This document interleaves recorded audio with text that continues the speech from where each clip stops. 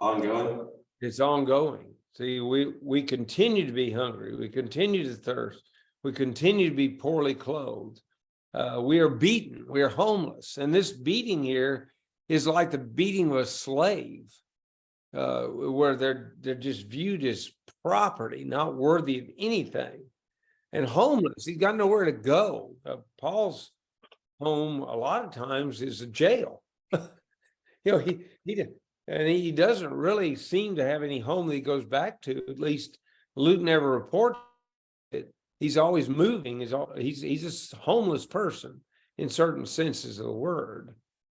No permanent homes. They just wander. They're driven from one place to another. And if you read the book of Acts, you see that, don't you? They'll mistreat him in Thessalonica, so he moves on to Berea. When he's been in Berea a little while, some of the Jews come from Thessalonica and they give him a hard time in Berea. So he goes from Berea and he goes to Athens. And almost everywhere he goes, he's pursued by somebody and treated very, very poorly. Verse 12, and we labor, work with our own hands, being reviled, we bless, being persecuted, we endure. The word translated labor there literally describes work to weariness, exhaustion, because that's really the idea here. It's not just work. What are you doing? Well, I'm working for a little while, and you don't sweat. You don't, no. This is hard labor. He's working hard to the point of being exhausted, and then he says, working with our own hands.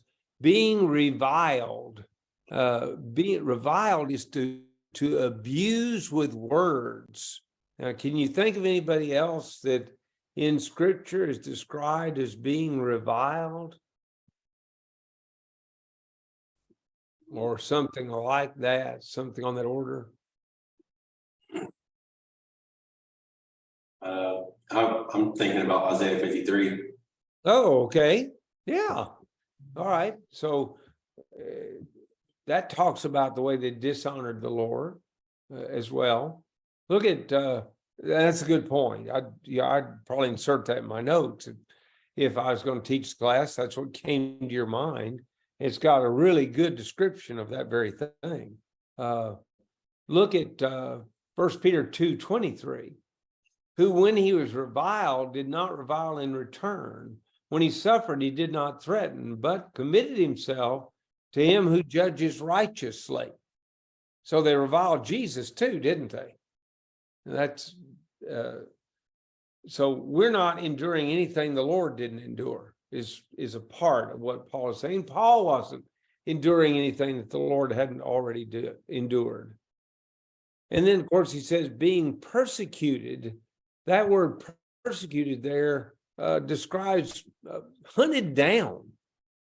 Think about, I don't know, if and they've had these tragedies even lately. If a dog mauled a small child and killed it, wouldn't everybody in the neighborhood get out and try to find that dog? Oh, yeah. Yeah. Well, here's Paul saying that's the way they treat us apostles. They're hunting us down, like a rabid dog or a mean dog or whatever. That's how they're doing it. Being defamed, we entreat. We've been made as the filth of the world, the offscouring of all things.